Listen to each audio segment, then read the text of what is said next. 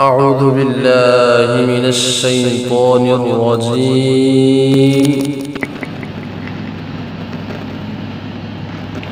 ألم تر إلى الذين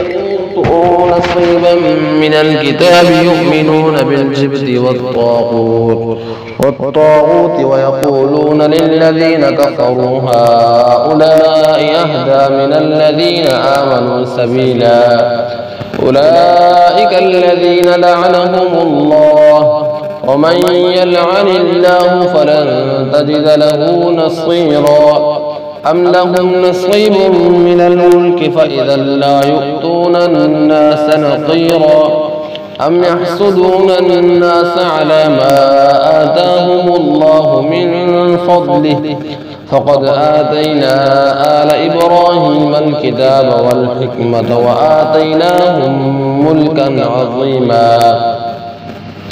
فمنهم من آمن به ومنهم من صد عنه وكفى بجهنم سعيرا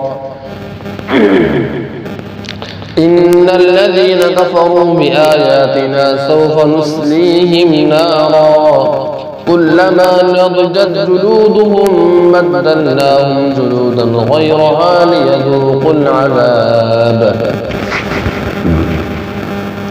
إن الله كان عزيزا حكيما والذين آمنوا وعملوا الصالحات سندخلهم جنات تجري من تحتها الأنهار خالدين فيها أبدا لهم فيها أزواج مطهرة وندخلهم ظلا ظليلا إن الله يأمركم أن تؤدوا الأمانات إلى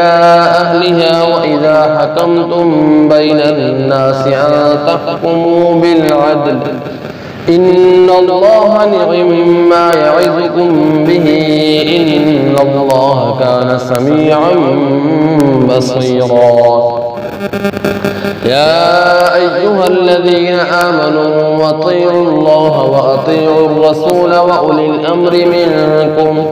فإن تنازعتم في شيء فردوه إلى الله والرسول إن كنتم تؤمنون بالله واليوم الآخر ذلك خير وأحسن تأويلا.